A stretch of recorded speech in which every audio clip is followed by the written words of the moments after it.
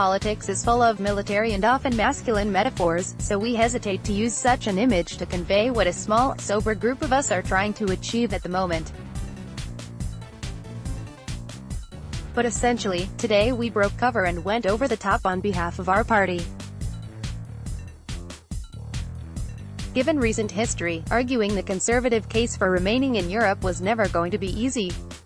Questioning the wisdom of proceeding with Brexit at this late stage incurs instant wrath, but regardless, some of us have dared to do so in an attempt to show it is in fact beautifully safe on the other side. It is time, without doubt, to be brave.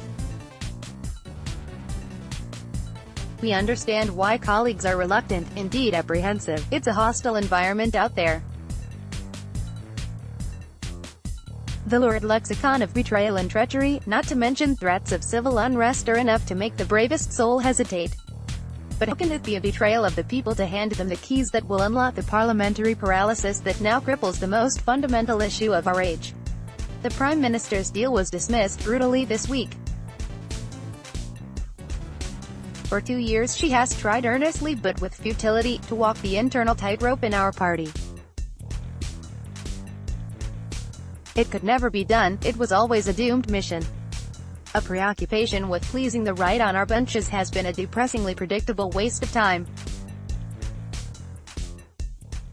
Searching for compromise amongst those who never had any such intention was never going to end well. But guess what? In virtually every Conservative-held constituency across the UK, a majority now support a new referendum to break the deadlock in Parliament. Research by Focal Data and the YouGov polling organisation suggests 55.8% of voters would like the chance to have a final say on this. This is massive. There are healthy majorities for this course of action in the Prime Minister's backyard of Maidenhead, and clear majorities in the seats represented by the former Foreign Secretary, Boris Johnson, the previous Brexit secretaries, David Davies and Dominic Raab, as well as the likes of Michael Gove, still in cabinet. We don't imagine all of those demanding a poll want to reverse the result of the last referendum, but that's not the point. The point is, they want a say. On both sides of the debate there is now a sense that Parliament has lost its sense of direction and failed to rise to the challenge presented by the last public vote. We are deadlocked, with a government wedded to a deal that cannot be passed. Meanwhile, the clock ticks loudly towards a default no-deal departure. It simply isn't good enough. Our country deserves better. So let's stop the clock for a start. Let the government have one last attempt next week, but then for goodness sakes, we need to get on with it.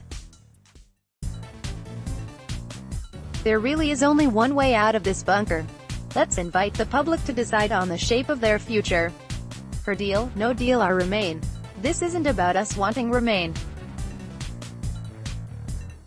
It isn't about fearing no deal. This is about shouldering this most momentous of decisions alongside those who will be affected by it most. The British public. We don't want to take a leap into the dark, and this polling shows they don't either. We urge our colleagues to look at this data and re-evaluate. Challenge the status quo. It's called democracy and we're all signed up for that, are you? Heidi Allen, MP for South Cambridgeshire. Anna Soubry, MP for Broxtowe Gutabeb, MP for Aberconwy. The Independent has launched its Sign Our Petition here.